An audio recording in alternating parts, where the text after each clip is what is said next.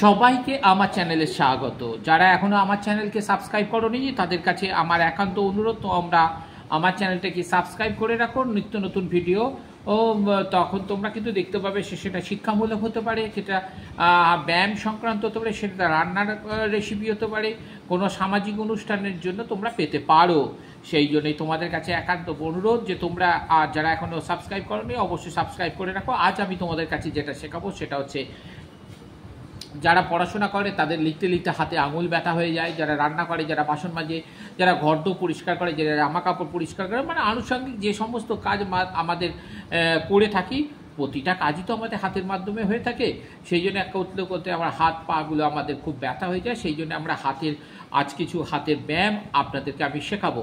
দেখুন, আমাদের এই হাতে আমাদের 5টা আঙুল আছে, আর এই হাতে আমাদের 5টা আঙুল আছে। এই 5টা আঙুলের ব্যায়ামটা আমরা কীভাবে করব সেটা আপনারা একটু ভালো করে লক্ষ্য করুন।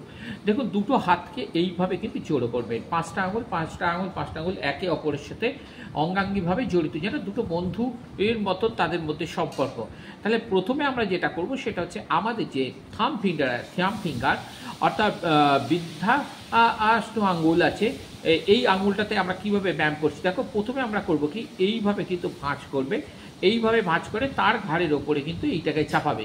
এইভাবে কিন্তু যতটা পারবে চেপে রাখবে, বাদ বাকি আঙুলগুলো কিন্তু ভালো করে চেপে রাখবেন। আবার ছেড়ে দিন, আবার অপোজিট সাইড করুন, আবার এইভাবে করুন, এইভাবে কন্টিনিউ করুন, যতটা সম্ভব কিন্তু আপনারা চেপে থাকবেন। এতে কী হবে, আমাদের হাতের যে নার্ভগুলো আছে সেই নার্ভগুলো কিন্তু সচল হয়ে যাবে, রক্ত চলাচলটা কিন্তু খুব ভালোভাবে হয়ে থাকে। এইভাবে দেখুন, আমরা কিন্তু আঙুলটাকে ঠিক কীভাবে ধরে রেখেছি দেখতে পাচ্ছেন।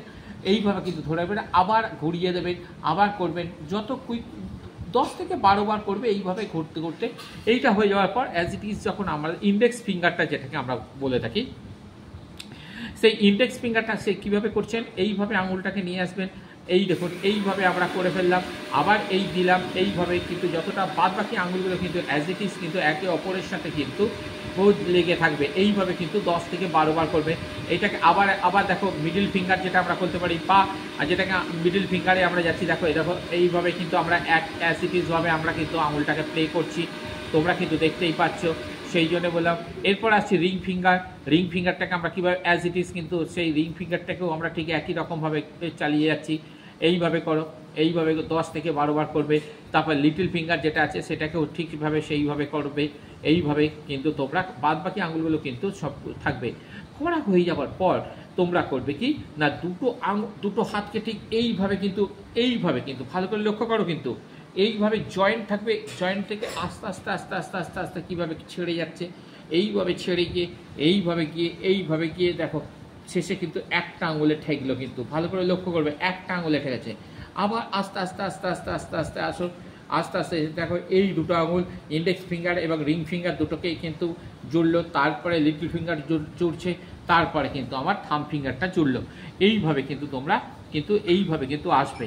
আসার পর দেখো এইভাবে কিন্তু একটা আঙুলে চলে গেল, আবার তুলে দাও, আবার আসো, আবার তুলে অ্যাজ ইট ইজ কিন্তু এইভাবে কিন্তু তোমরা কিন্তু ভালো করে লক্ষ্য করো। কিন্তু যাদের এইগুলো হচ্ছে, আমরা কাজ করতে করতে বা লিখতে লিখতে আঙুল ব্যথা হয়ে যাওয়ার পর হয়ে গেলে শেষে তোমরা করবে কি, এইভাবে কিন্তু আঙুলটাকে বন্ধ করবে, আবার এইভাবে রাখবে, আবার ছেড়ে দিলে, আবার বন্ধ করলে, আবার ছেড়ে দিলে, আবার বন্ধ করলে, আবার ছেড়ে দিলে।